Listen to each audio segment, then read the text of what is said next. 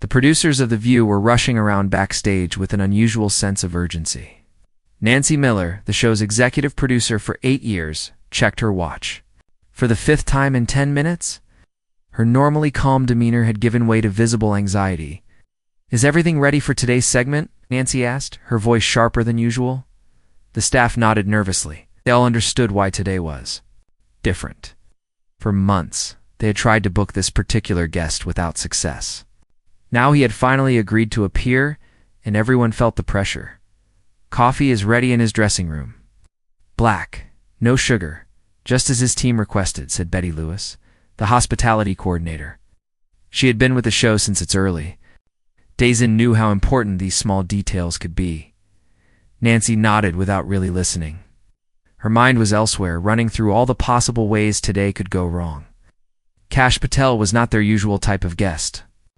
As the former chief of staff to the acting secretary of defense, he represented views that often clashed with those of the show's hosts, but that was precisely why they wanted him. "Are the questions ready?" Nancy asked, turning to Joe Campbell, one of the junior producers who had been tasked with preparing the interview. "We've organized them by topic, starting with softball questions about his new book before moving to the more controversial subjects." Nancy scrolled through the document, her frown deepening with each swipe. "These won't work. They'll see right through this approach. We need to be more subtle." She handed the tablet back to Joe. "Revise these. Make the transitions smoother." "Can't let him know what's coming."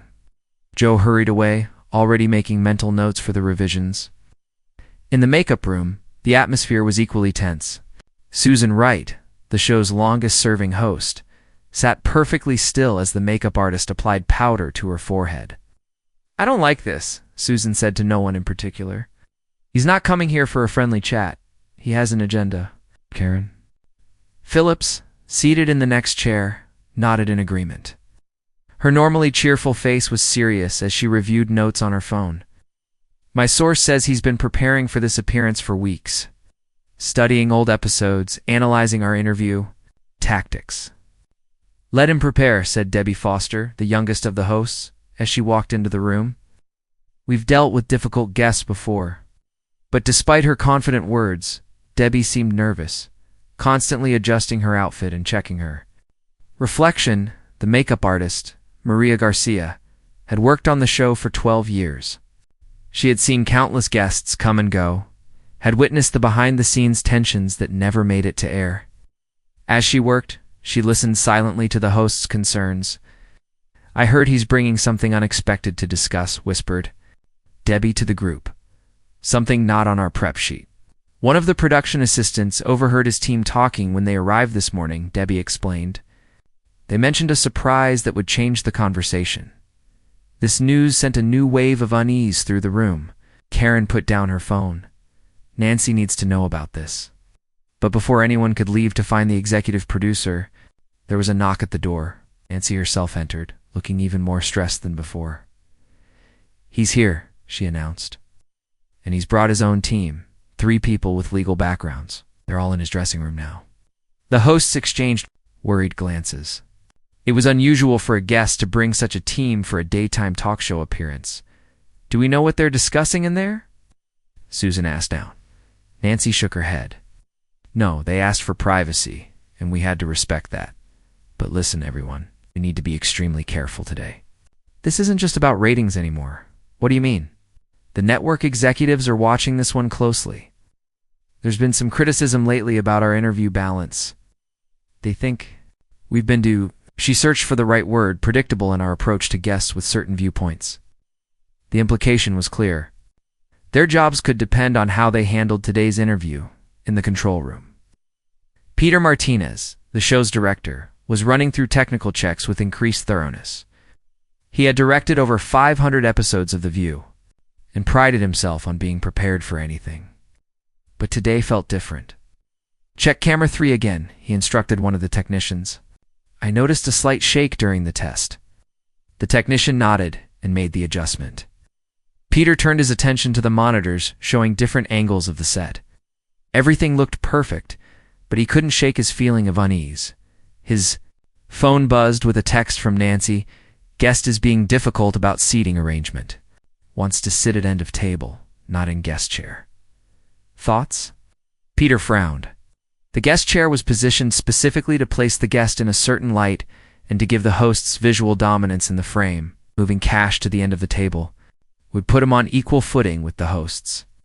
Not ideal for our usual shot composition, Peter texted back.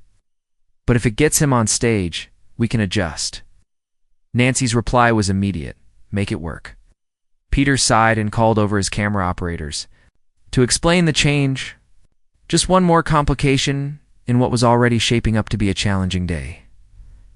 Meanwhile, in the staff break room, several production assistants were gathered around a small television that showed the live feed from the studio audience as they were being seated.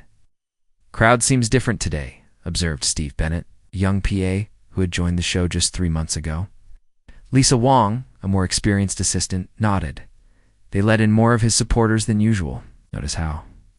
Many men are in the audience? Typically, our audience is 80% women. Steve looked more carefully at the screen.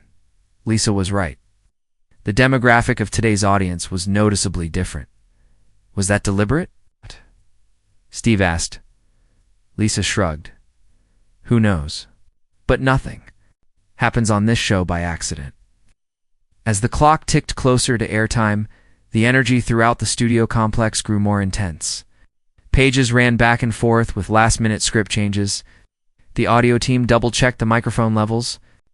Security staff took up positions that seemed more deliberate than their usual casual stance. 5 minutes before the show was scheduled to begin, Nancy gathered the hosts in the small area just off stage. Their faces were composed now, professional. Masks firmly in place despite the tension. Remember? Nancy said quietly. Let him talk. The more he says, the more we have to work with. Don't interrupt too early. The hosts nodded in understanding. They'd done this dance many times before. Places everyone. Called a floor manager. 90 seconds to air. The hosts took their seats at the table, arranging their notes and water glasses. The emptiness of the seat at the end of the table, usually not part of the set configuration, seemed to draw everyone's attention. In the control room, Peter counted down with the floor director. 30 seconds. Nancy took her position. Behind one of the cameras, her eyes fixed on the monitor. This was the moment everything had been building toward. 10 seconds. Came the call. The hosts straightened in their seats, smiles appearing on command. 5, 4, 3, ... The final. 2 numbers were given as silent hand signals, and then the familiar theme music played. The audience applauded as instructed by the illuminated signs. The camera swept across the hosts' table as Susan delivered her practiced welcome. Good morning and welcome to The View.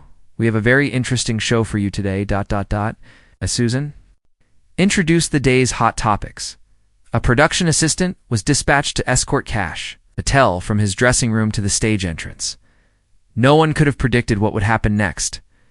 No one could have known that this ordinary episode of a long-running talk show was about to become one of the most talked-about moments in daytime television history. And it would all come down to one sentence, one single sentence that would change everything. As the commercial break ended, the camera panned across the studio. The audience's applause filled the room while Susan Wright smiled at the camera. Welcome back to The View. Today we are joined by a guest we've been trying to book for months. Please welcome former Department of Defense Chief of Staff, Kash Patel. The audience's reaction was mixed. Some people clapped loudly, while others remained silent. This was unusual for the show, where guests typically received either warm welcomes or polite courtesy. Kash walked onto the stage with confident steps. He wore a dark blue suit and a red tie. His face showed no nerves, only a calm smile. Shook hands with each host, spending exactly the same amount of time with each one. When he reached the end of the table, he sat down in the chair that had been added just for him. Thank you for having me, Kash said, his voice steady. It's interesting to finally be here. Suzanne leaned forward slightly. Thank you for finally accepting our invitation. We've reached out several times over the past year, in particular about the conversations I choose to have, Kash replied with a small smile. But I'm here now.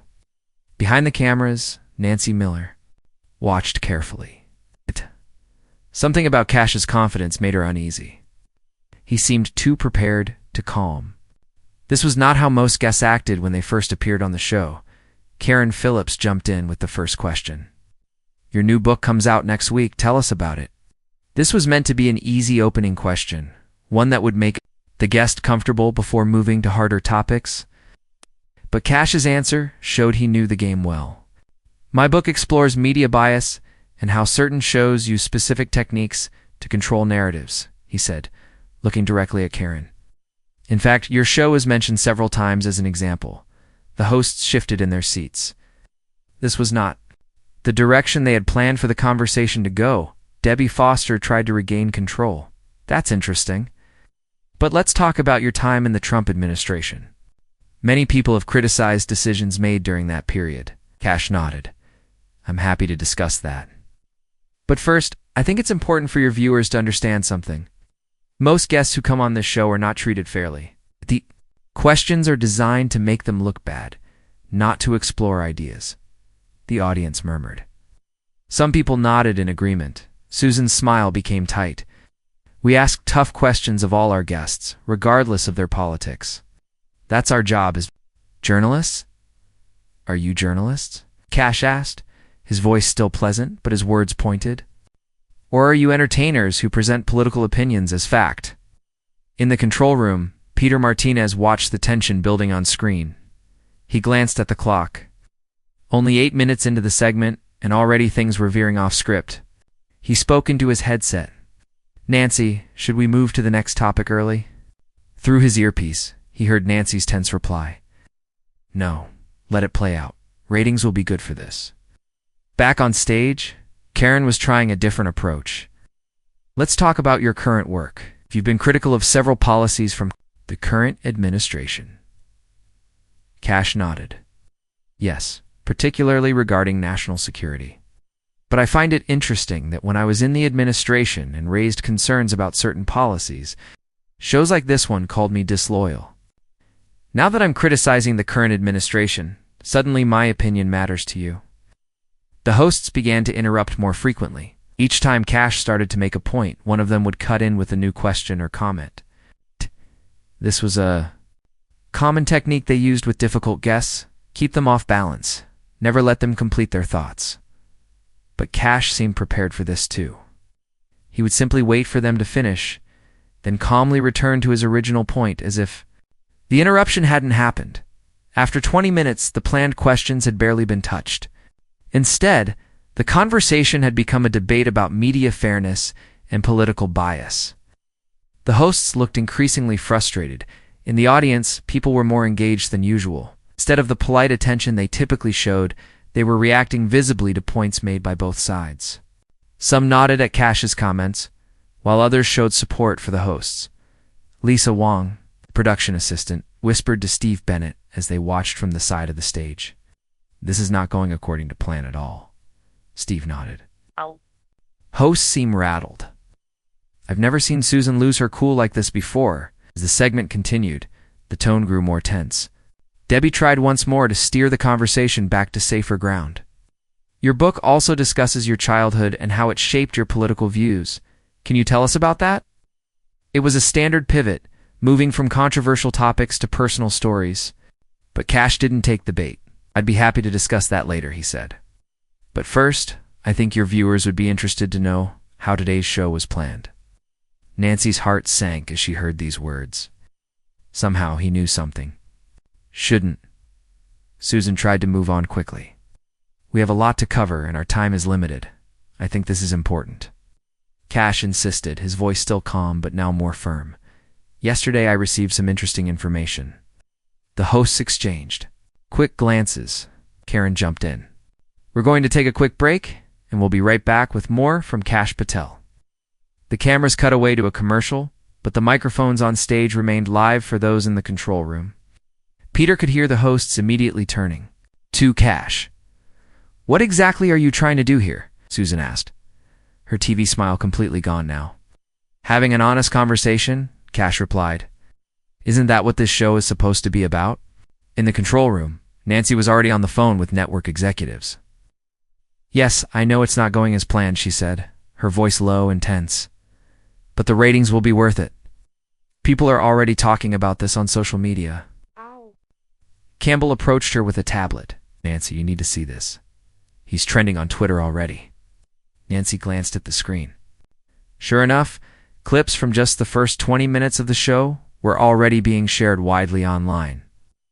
Most of the comments seemed to be supporting Kash, not the hosts. "How long until we're back?" Nancy asked Peter. 90 seconds, he replied, looking concerned.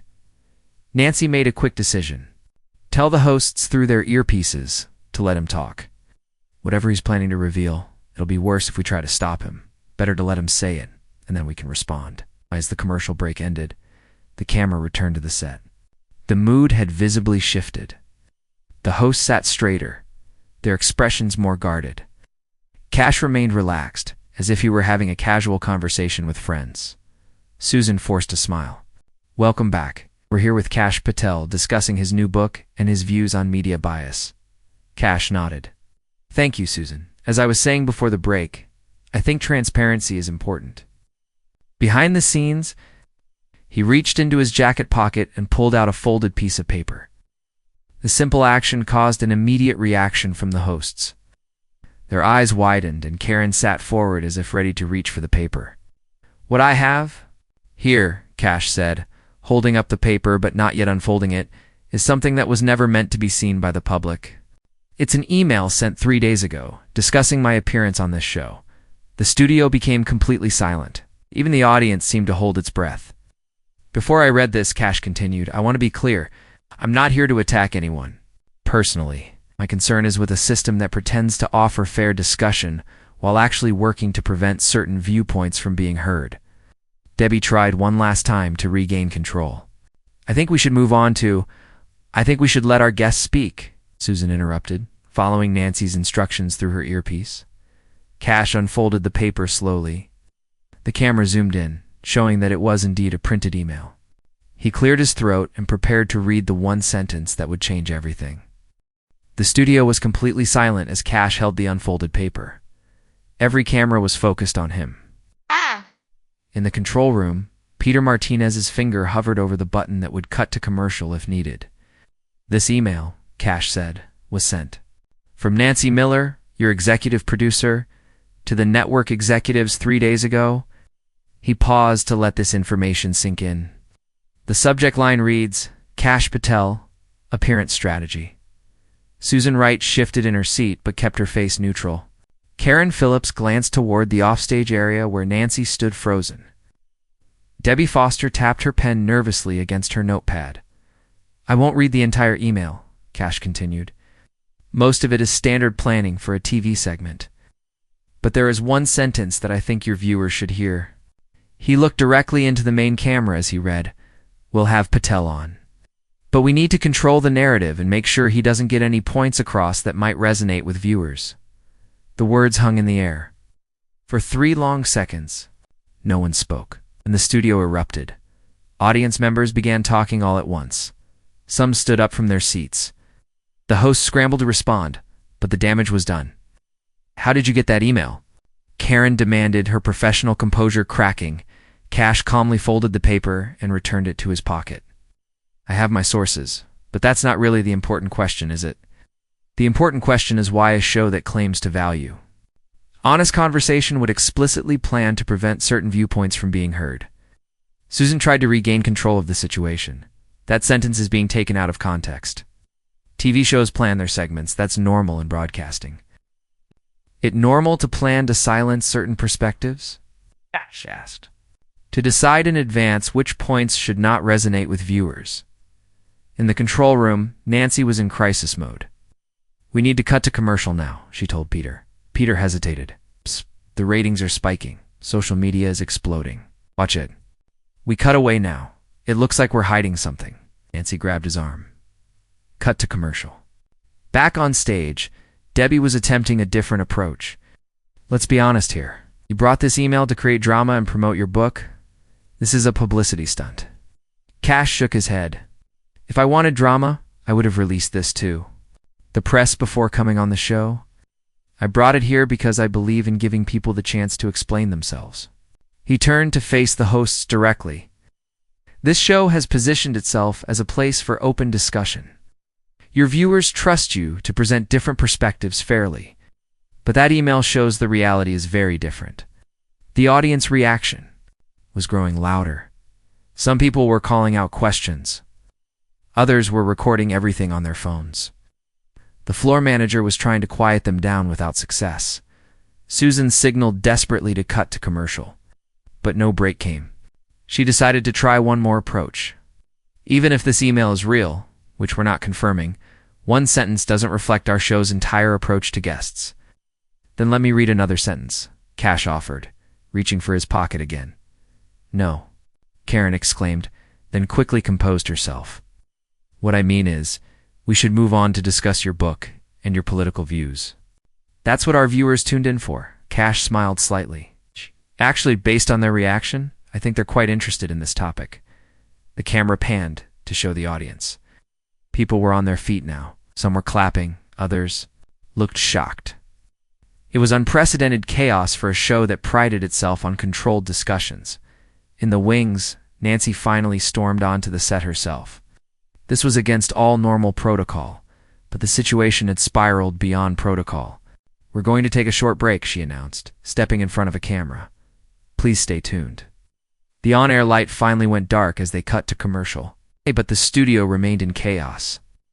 Nancy approached Kash, who remained seated, calmly at the table. That was completely unprofessional, she said, her voice shaking with anger. But you came here under false pretenses. Did I? Kash replied.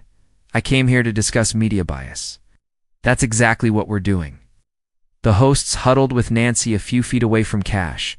Their whispered conversation was intense, with hands gesturing and faces showing a mix of anger. In panic, Joe Campbell approached Kash with a bottle of water. You might want this, he said quietly. Things are about to get more intense. Kash looked surprised at this gesture from a producer. Thank you. Are you concerned about your job after this? Ah. Joe glanced toward the huddled group. Let's just say, I've been thinking about a career change anyway. The floor manager approached them. We're back on in 30 seconds, he announced loudly. Nancy turned to Kash. When we return, we're going to address your accusations directly. Then we're moving on to other topics as planned. Kash nodded. That seems fair. The hosts returned to their seats. Their faces were composed again, but tension showed in there. Stiff postures and tight smiles. The countdown began. 10, 9, 8. ... Across the country, viewers who had been watching were texting friends to tune in. Social media was filled with clips from the first part of the segment. News websites were already posting stories with headlines like Chaos on The View and Email Scandal Erupts on Live TV. As the show returned from commercial, Susan addressed the viewers directly. Welcome back. Before the break, our guests made some serious claims about this show based on an alleged email. I want to address this directly. She turned to Kash. Can you tell us how you obtained what you claim is a private email? Kash nodded. That's a fair question. The email was sent to me anonymously yesterday. I verified its authenticity through sources in the network. So you have no proof that this email is real. What?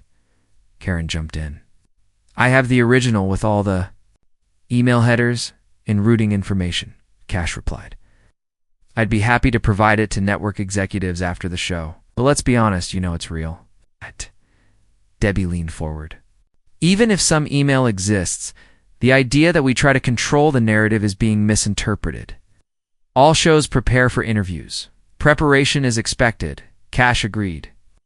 But explicitly planning to prevent certain viewpoints from resonating with your audience goes beyond preparation. It's manipulation. The conversation continued for several minutes, growing more heated. The hosts defended their show's practices while Kash remained calm, asking pointed questions about media ethics. In the audience, people continued to record everything on their phones. One woman stood up and called out, "Let him speak!" Several others joined her. The floor manager tried unsuccessfully to quiet them. Peter watched from the control room, knowing this episode would be talked about for weeks. The network executives were calling constantly now, some angry, others excited about the ratings. Nancy paced just off camera, her career flashing before her eyes. She had been with the show for 8 years. Would this be how it ended?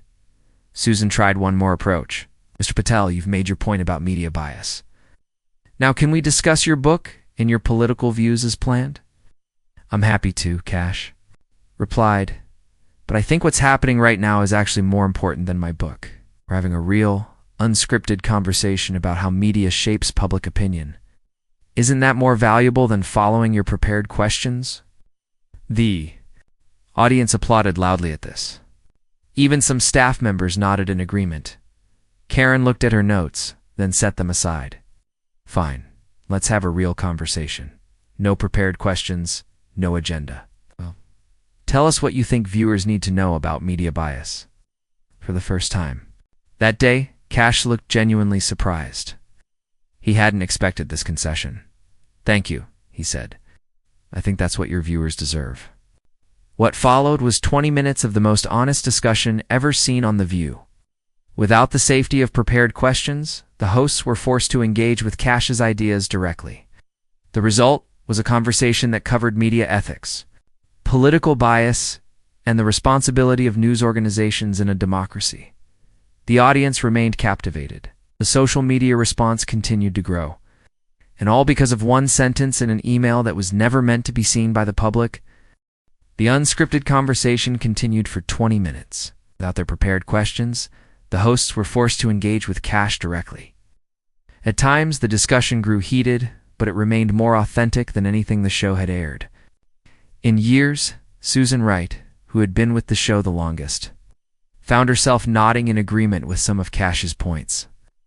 I've been in this business for over 20 years, she admitted. And yes, there are times when the desire for ratings affects how we present information. Karen Phillips seemed less willing to concede ground. Every media outlet has some bias, she argued. That's inevitable, but we try to be fair. Is it fair to plan in advance to prevent certain viewpoints from resonating with your audience? Kash asked again, referring back to the email. The audience called out in support of his question. Several people stood up, demanding an answer. The floor manager, Mike Johnson, was struggling to maintain order. We need to get control of this situation, he whispered to Betty Lewis, who stood nearby. This isn't a town hall meeting. Teddy shook her head.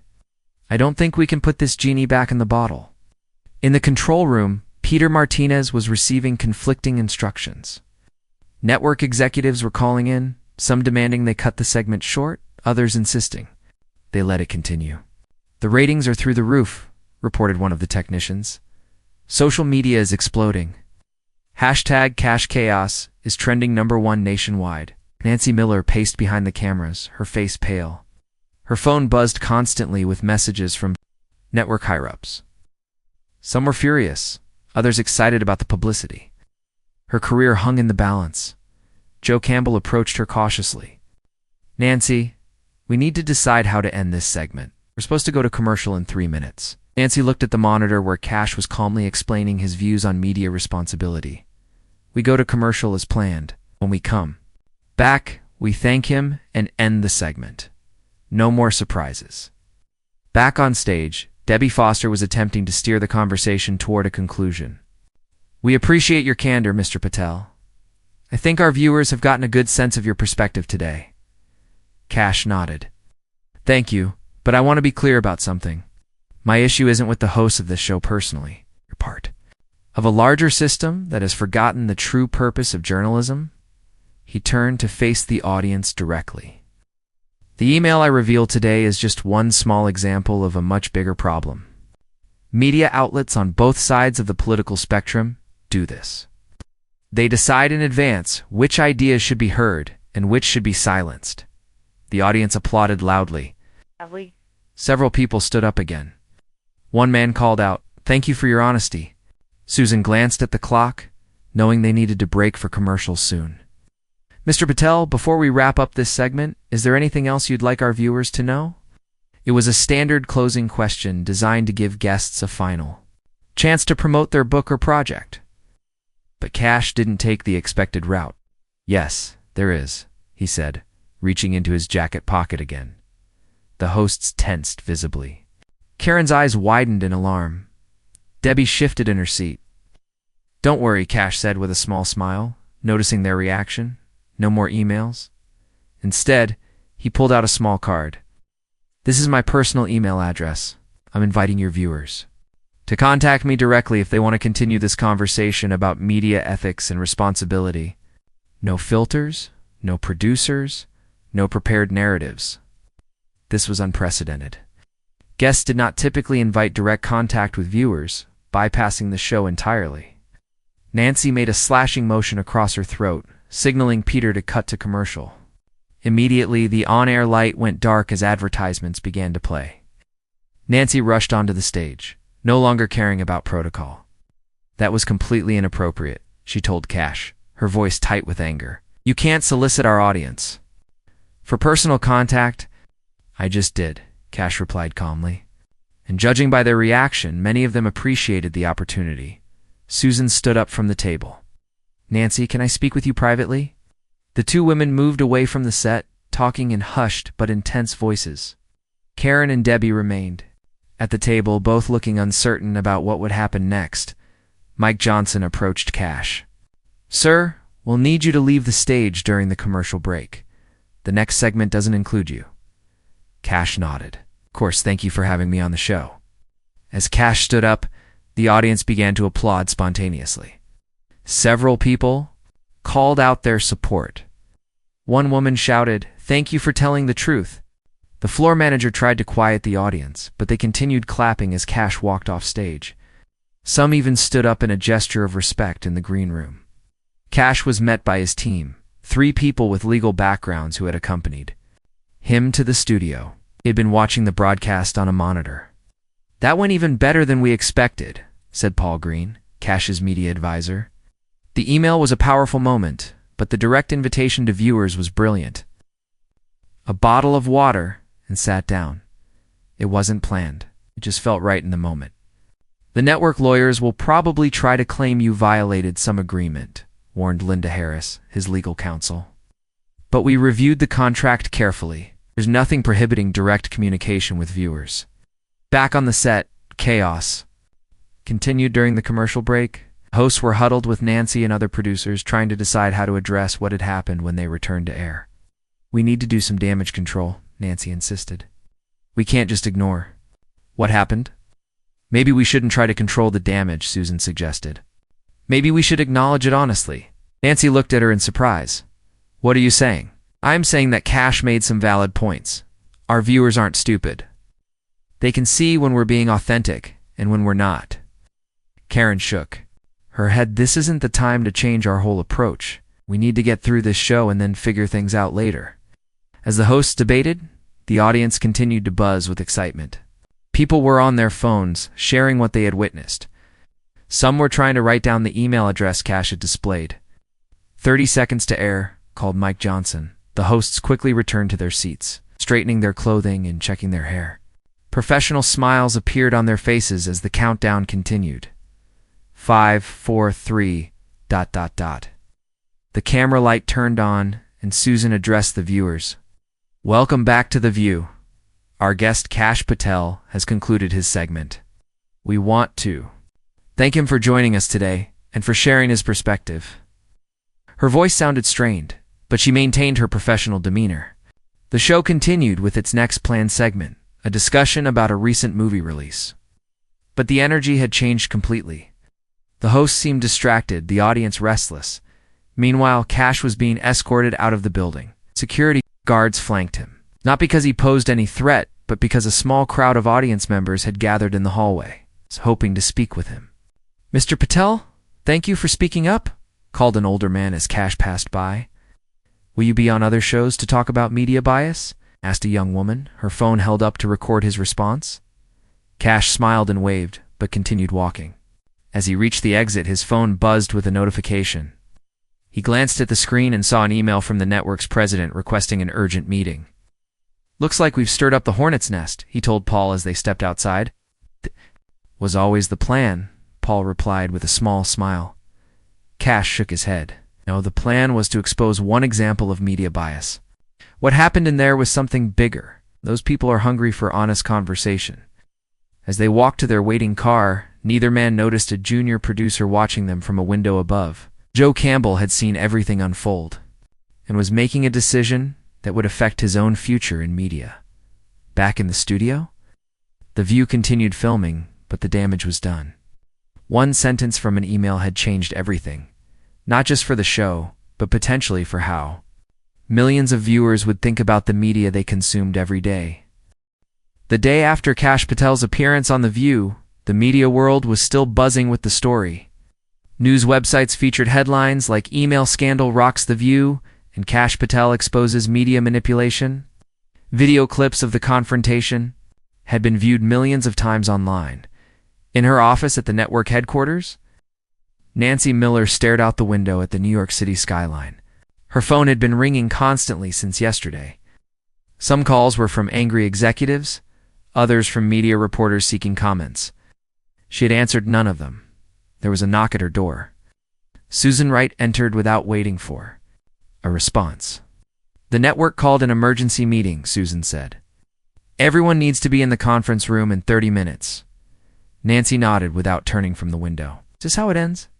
Over because of one email?" Susan sat down in the chair across from Nancy's desk. "That email just said out loud what every show does. So the problem wasn't the strategy, it was getting caught." "Does that make it right?" Nancy asked quietly. Susan looked surprised by the question. In their 8 years working together, Nancy had never shown concern about the ethics of their approach before. Ratings had always been the priority. "Since when do you care about right and wrong in television?" Susan asked. Nancy finally turned from the window. "I don't know. Maybe since I watched our audience stand and applaud a guest who called us out for being fake." At the same time, across town, Kash Patel sat in a different meeting. The president of a rival network had invited him to breakfast at an expensive hotel restaurant. "What you did yesterday was remarkable," said Bill Rogers, the network president. "Act up to it. "You connected with viewers in a way most guests never do." Kash sipped his coffee. "I just spoke honestly. People respond to authenticity. That's exactly why I wanted to meet with you," Bill said, leaning forward. "We'd like to offer you your own weekly segment on our Sunday morning show. You can talk about media ethics, political bias, whatever topics you choose." Kash looked surprised. "You want to? Give me a platform to criticize the media on your media network." Bill smiled. "Ironic, isn't it? The numbers don't lie. Your appearance yesterday got more attention than anything else this month. People are interested in what you have to say." Kash set down his coffee cup. "And what happens when I criticize your network?" "As I will, if I see the same problems there." "That's a risk we're willing to take," Bill replied. "Viewers are tired of being treated like they're stupid. They know when they're being manipulated. Maybe it's time for a different approach." Meanwhile, Joe Campbell, the junior producer from The View, sat in a small coffee shop, typing on his laptop. After watching everything unfold the previous day, he had made a decision. He was writing a detailed account of his 5 years working in television, revealing the strategies shows used to manipulate guests and viewers. His phone buzzed with a text message from a number he didn't recognize. "Saw what happened yesterday. Interested in talking about your experience?" Kash Joe stared at the message in surprise. How had Kash gotten his number? Then he remembered giving Kash water during the commercial break and briefly mentioning he was thinking about a career change. Somehow, Kash had followed up on that small interaction. Back at the network, the emergency meeting was underway. Executives, producers, and hosts all sat around a large conference table. "The ratings for yesterday's show were the highest we've had in 3 years, said Frank Wilson, a senior network executive. "But the social media response has been extremely negative. People are calling the show fake and manipulative." One email taken out of context, Karen Phillips argued. "Every show plans their segments. We didn't do anything unusual. The problem isn't what we did," Susan said. "It's that our viewers now know what we did. You can't put that genie back in the bottle." Frank nodded. "Exactly. So the question is, where do we go from here?" All eyes turned to Nancy, who had been silent throughout the meeting. As executive producer, the show's direction was ultimately her responsibility. "I think we have 2 choices," Nancy said slowly. We can double down, deny everything, and hope this blows over. Or we can change our approach entirely. What kind of change are you suggesting? Frank asked. Transparency, Nancy replied. We acknowledge what happened, admit that media shows often try to control narratives, and promise to do better. Then, we actually do better. The room fell silent as everyone considered this idea. It was risky. Admitting fault could damage their reputation further. But continuing as if nothing had happened seemed equally dangerous. Debbie Foster, who had been quiet until now, spoke up. I agree with Nancy. Yesterday was uncomfortable, but it was also the most real conversation we've had on the show in years. The audience responded to that. Later that afternoon, Kash returned to his apartment to find dozens of emails from viewers of The View. He had expected some response to sharing his email address on air, but the volume was surprising. Even more surprising was the content. Many people thanked him for speaking up, but others shared their own stories about media manipulation or feeling unheard in public discourse. One email in particular caught his attention. It was from an older woman in Ohio. Dear Mr. Patel, I've watched The View for 15 years. I rarely agree with the host's opinions, but I keep watching because I want to understand different perspectives. Yesterday was the first time I felt like the show accidentally revealed the truth, that they don't really want my perspective to be understood. Thank you for that moment of honesty. It changed how I will watch not just that show, but all media. From now on, Kash sat back in his chair, thinking about the impact of what had happened. He had gone on the show to promote his book and make a point about media bias. He hadn't expected to trigger what might become a larger conversation about how television shapes public discourse. His phone rang. It was Paul Green, his media advisor. You won't believe this, Paul said when Kash answered. They're acknowledging the email and announcing changes to their format to allow for more genuine discussion. Are they serious, or is this just damage control? Kash asked. Hard to say, Paul replied, but they've invited you back next month to discuss media ethics in an unscripted segment. No pre-planned questions, no topic restrictions. Kash smiled. 1 week later, Susan Wright sat in the makeup chair, preparing for that day's show. The past 7 days had been the most challenging of her career. The show had adopted a new approach, more transparency, fewer interruptions, more genuine engagement. With guests, it felt strange and sometimes uncomfortable. 5 minutes to air, called Mike Johnson, the floor manager. Susan took a deep breath and headed to the stage. The introduction music played, and the camera panned across the host's table. Good morning and welcome to The View, Susan began. Before we introduce today's guest, I want to acknowledge something. Last week, a sentence from an email was revealed on this show that made many of you question our integrity. Today, we want to talk honestly about that. In his apartment, Kash watched the opening of the show with interest. He didn't know if their new approach would last, or if it was merely a temporary response to public pressure. But something had definitely changed. One sentence from an email had done more than create chaos on a television show. It had cracked open a door to a conversation about media honesty that was long overdue. And in living rooms across America, viewers were paying attention in a new way, questioning not just what they were being told, but how and why they were being told it. Sometimes, Kash thought as he watched, the most powerful words aren't the ones carefully crafted to persuade. Sometimes the most powerful words are the ones never meant to be heard at all.